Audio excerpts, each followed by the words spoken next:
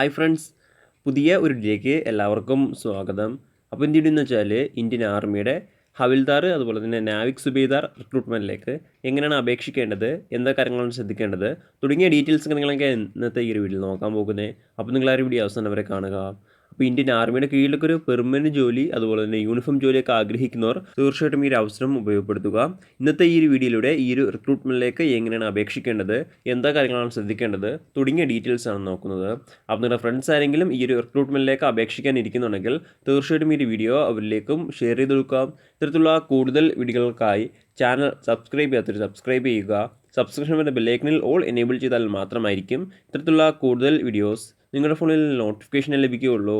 അതുപോലെ തന്നെ നമ്മുടെ ടെലിഗ്രാം വാട്സാപ്പ് ഗ്രൂപ്പിലേക്ക് ജോയിൻ ചെയ്യാൻ ആഗ്രഹിക്കുന്നുണ്ടെങ്കിൽ ജോയിൻ ചെയ്യുക. ലിങ്ക് താഴെ ഡിസ്ക്രിപ്ഷൻ ബോക്സിൽ ഉണ്ടായിരിക്കുന്നതാണ്. നമുക്ക് കാര്യത്തിലേക്ക് കടക്കാം.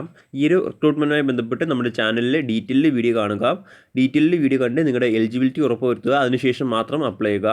അപേക്ഷിക്കാനുള്ള ആപ്ലിക്കേഷൻ ഫോം ഈ ഒരു ആർട്ടിക്കിളിൽ ആഡ് ചെയ്തിരിക്കുന്നതാണ്. അപ്പോൾ ആപ്ലിക്കേഷൻ ഫോം വേണ്ടവർ ഈ ഒരു ആർട്ടിക്കിൾ ചെക്ക് ചെയ്യുക. ഈ ഒരു ആർട്ടിക്കിളിലെ ലിങ്ക് എന്തായി ഡിസ്ക്രിപ്ഷൻ ബോക്സിൽ ആഡ് ചെയ്തിരിക്കുന്നതാണ്. ഇതാണ് ആപ്ലിക്കേഷൻ ഫോം. ഏകദേശം 2 പേജുകൾ വരുന്നുണ്ട്. അപ്പോൾ ഇത് ഫില്ല് ചെയ്താണ് നിങ്ങൾ അപ്ലൈ ചെയ്യേണ്ടത്. ഇതിൽ ഒന്നാമതായിട്ട് നിങ്ങൾ ചെയ്യേണ്ടത് ഇടത്തെ സൈഡിലെ മുകളിലായിട്ട് നിങ്ങളുടെ പാസ്പോർട്ട് സൈസ് ഫോട്ടോ അവിടെ ഒട്ടിക്കുക. അതിനുശേഷം റൈറ്റ് സൈഡിൽ നിങ്ങളുടെ ലെഫ്റ്റ് ഹാൻഡ് തമ്പ് ഇംപ്രഷൻ, അതായത് ലെഫ്റ്റ് ഹാൻഡ് അവിടെ പതിച്ചിരിക്കേണ്ടതാണ്. അതിനുശേഷം തൊട്ട് താഴെ സിഗ്നേച്ചറും ചെയ്തിരിക്കേണ്ടതാണ്. അതിനുശേഷം താഴത്തേക്ക് വരുമ്പോൾ കുറച്ച് ഡീറ്റെയിൽസ് ചോദിച്ചിട്ടുണ്ട്. അത് നിങ്ങളൊന്നും ചെയ്യേണ്ടതില്ല, അത് ഓഫീസ് യൂസിനുള്ളതാണ്. അതിനുശേഷം താഴത്തേക്ക് വരുമ്പോൾ ഒന്നാമതായിട്ട് name in block capital letter as in matriculation certificate, അതായത് നിങ്ങളുടെ പേരാണ് ചോദിച്ചിരിക്കുന്നത്. പേര് എഴുതുമ്പോൾ നിങ്ങൾ ശ്രദ്ധിക്കുക, ക്യാപിറ്റൽ ലെറ്ററിൽ എഴുതുക. അതിനുശേഷം രണ്ടാമതായിട്ട് ചോദിച്ചിരിക്കുന്നത് ആധാർ കാർഡിൻ്റെ നമ്പറാണ്. അപ്പോൾ ആധാർ കാർഡിൻ്റെ നമ്പർ അവിടെ എഴുതുക. അടുത്ത മൂന്നാമതായിട്ട് ചോദിച്ചിരിക്കുന്നത് ഫാദേഴ്സ് നെയിം ആണ്. ഫാദേഴ്സ് നെയിം ആ ഒരു കോളത്തിൽ എഴുതുക. അതിനുശേഷം നാലാമതായിട്ട് ചോദിച്ചിരിക്കുന്നത് പെർമനൻറ്റ് അഡ്രസ്സ് വിത്ത് പിൻകോഡാണ്. അപ്പോൾ നിങ്ങളുടെ പെർമനൻറ്റ് അഡ്രസ്സ് എഴുതുക. അതിനുശേഷം ഡിസ്ട്രിക്റ്റ്, സ്റ്റേറ്റ്, താലൂക്ക്, പിന്ന്, പോലീസ് സ്റ്റേഷന് തുടങ്ങിയ കാര്യങ്ങളെല്ലാം എഴുതുക. അതിനുശേഷം തൊട്ട് താഴെ പെർമനൻറ്റ് അഡ്രസ്സും എഴുതേണ്ടതാണ്. അതിനുശേഷം ആറാമതായിട്ട് ചോദിച്ചിരിക്കുന്നത് നമ്പറാണ്. അപ്പോൾ നിങ്ങളുടെ നമ്പർ അവിടെ എഴുതുക. ഏഴാമതായിട്ട് ഇമെയിൽ ഐ ഡി ആണ്. അപ്പോൾ നിങ്ങളുടെ ഇമെയിൽ ഐ ഡി അവിടെ എഴുതുക.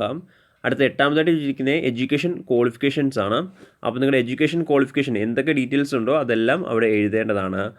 ആദ്യം SSLC നിന്ന് തുടങ്ങുക. SSLC, +2 ഉണ്ടെങ്കിൽ +2, ഡിപ്ലോമ ആണെങ്കിൽ ഡിപ്ലോമ, അതല്ല IT ആണെങ്കിൽ IT, അതല്ല മറ്റ് എക്സ്പീരിയൻസ് ആണെങ്കിൽ എക്സ്പീരിയൻസ് എഴുതുക. അതുപോലെ തന്നെ ഓരോ ക്വാളിഫിക്കേഷൻ്റെയും ഇയർ ഓഫ് പാസിങ്, ഏത് അതോറിറ്റിയാണ് എക്സാമിനേഷൻ കണ്ടക്ട് ചെയ്ത്, അതുപോലെ തന്നെ ഏത് സ്റ്റേറ്റിൽ നിന്നാണ് എക്സാമിനേഷൻ പാസ്സായത്, സർട്ടിഫിക്കറ്റ് നമ്പർ, ടോട്ടൽ എത്ര മാർക്ക് ലഭിച്ചു, അതുപോലെ തന്നെ പെർസെൻറ്റേജിൻ്റെ ഡീറ്റെയിൽസും കാര്യങ്ങളെല്ലാം ആ ഒരു കോളത്തിൽ എഴുതേണ്ടതാണ്. അടുത്ത 9ാമതായിട്ട് ചോദിച്ചിരിക്കുന്നത് നാഷണാലിറ്റിയാണ്. അപ്പോൾ നിങ്ങളുടെ നാഷണാലിറ്റി അവിടെ എഴുതുക. അടുത്ത 10ാമതായിട്ട് ചോദിച്ചിരിക്കുന്നത് ഡേറ്റ് ഓഫ് ബർത്ത് ആണ്. നിങ്ങളുടെ ഡേറ്റ് ഓഫ് ബർത്ത് അവിടെ എഴുതുക. അടുത്ത 11ാമതായിട്ട് ചോദിച്ചിരിക്കുന്നത് മാരേജൽ സ്റ്റാറ്റസ് ആണ്. മാരീഡ് ആണെങ്കിൽ മാരീഡിൽ ടിക്ക് ചെയ്യുക, അല്ലെങ്കിൽ അൺമാരീഡിൽ ടിക്ക് ചെയ്യുക. അടുത്ത 12ാമതായിട്ട് വെച്ചിരിക്കുന്നത് ഇന്ത്യൻ ആർമഡ് ഫോഴ്സിൽ നിന്നും ഡിസ്ചാർജ് ചെയ്തിട്ടുണ്ടെന്നാണ്. ഉള്ളവർ അവിടെ എസ് എന്ന് കൊടുക്കുക, ഇല്ലെങ്കിൽ നോ എന്ന് കൊടുക്കുക. എസ് എന്ന് കൊടുക്കുന്നവർ തൊട്ട് താഴത്തെ ഡീറ്റെയിൽസ് എൻ്റർ ചെയ്തിരിക്കേണ്ടതാണ്. അടുത്ത 16ാമതായിട്ട് വെച്ചിരിക്കുന്നത് സ്പോർട്സ് ഡിസിപ്ലിൻ ആണ്. അപ്പോൾ അത് ഏത് ലെവലിലുള്ള സർട്ടിഫിക്കറ്റ് ആണ് നിങ്ങളുടെ കയ്യിലുള്ളത് അത് അവിടെ എഴുതുക. അതിനുശേഷം തൊട്ട് താഴെ ലെവൽ ഓഫ് പാർട്ടിസിപ്പേഷൻ ആണ് ചോദിച്ചിരിക്കുന്നത്. അപ്പോൾ നിങ്ങളുടെ പാർട്ടിസിപ്പേഷൻ്റെയും അതുപോലെ തന്നെ അച്ചീവ്മെൻറ്റ്സ് അവിടെ എഴുതുക. അടുത്ത 18ാമതായിട്ട് ചോദിച്ചിരിക്കുന്നത് വിസിബിൾ ഐഡൻറ്റിഫിക്കേഷൻ മാർക്കാണ്. അപ്പോൾ നിങ്ങളുടെ ബോഡിയിലുള്ള 2 ഐഡൻറ്റിഫിക്കേഷൻ മാർക്ക് ആ ഒരു കോളത്തിൽ എഴുതിയിരിക്കേണ്ടതാണ്. അതിനുശേഷം തൊട്ട് താഴെ ഡിക്ലറേഷനാണ്, ജസ്റ്റ് അതൊന്ന് വായിച്ചു നോക്കുക. അതിനുശേഷം താഴത്തേക്ക് വരുമ്പോൾ ലെഫ്റ്റ് സൈഡിൽ പ്ലേസ് അതുപോലെ തന്നെ ഡേറ്റ് ചോദിച്ചിട്ടുണ്ട്. അപ്പോൾ പ്ലേസും ഡേറ്റും എഴുതുക.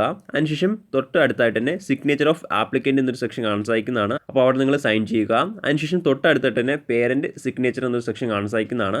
അവിടെ നിങ്ങളുടെ പേരൻറ്റ് സിഗ്നേച്ചറും ചെയ്തിരിക്കേണ്ടതാണ്. ഇത്രയും കാര്യങ്ങൾ ചെയ്യുമ്പോൾ നിങ്ങൾ ആപ്ലിക്കേഷൻ ഫോം ഫില്ല് ചെയ്ത് കഴിഞ്ഞിരിക്കുന്നതാണ്. ഇനി അടുത്തതായിട്ട് ഈ ഒരു ആപ്ലിക്കേഷൻ്റെ കൂടെ എന്തൊക്കെ ഡോക്യുമെൻറ്റ്സ് ആണ് സബ്മിറ്റ് ചെയ്യേണ്ടത് നോക്കുകയാണെങ്കിൽ ഒന്നാമതായിട്ട് വരുന്നത് 10ാം ക്ലാസ്സിൻ്റെ സർട്ടിഫിക്കറ്റ് ആണ്. ഇതിൻ്റെ സെൽഫ് അറ്റസ്റ്റഡ് കോപ്പിയാണ് നിങ്ങൾ ആപ്ലിക്കേഷൻ്റെ കൂടെ അയക്കേണ്ടത്. അടുത്തതായിട്ട് വേണ്ടത് ആധാർ കാർഡിൻ്റെ സെൽഫ് അറ്റസ്റ്റഡ് കോപ്പി. അതിനുശേഷം സ്പോർട്സ് സർട്ടിഫിക്കറ്റിൻ്റെ സെൽഫ് അറ്റസ്റ്റഡ് കോപ്പി. ഈ ഒരു 3 സർട്ടിഫിക്കറ്റിന് സെൽഫ് അറ്റസ്റ്റഡ് കോപ്പി നിങ്ങൾ ആപ്ലിക്കേഷൻ്റെ കൂടെ അയച്ചിരിക്കേണ്ടതാണ്. എന്നാൽ മാത്രമായിരിക്കും നിങ്ങളുടെ ആപ്ലിക്കേഷൻ സ്വീകരിക്കുകയുള്ളൂ.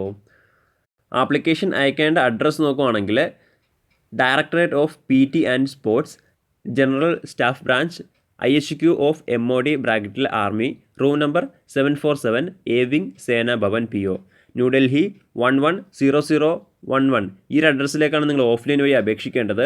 ഓഫ്ലൈൻ വഴി അപേക്ഷിക്കാനുള്ള അവസാന തീയതി 30 സെപ്റ്റംബർ 2024 വരെ അപേക്ഷിക്കാൻ സാധിക്കുന്നതാണ്. അപേക്ഷിക്കാൻ ആഗ്രഹിക്കുന്നവർ ലാസ്റ്റ് ഡേറ്റ് പാർട്ടിന് അപേക്ഷിക്കുക. പ്രധാനമായിട്ടും ഈ ഒരു കാര്യം ഷെയർ ചെയ്യുന്നത് ഇന്നത്തെ ഈ ഒരു വീഡിയോയിൽ വന്നേ.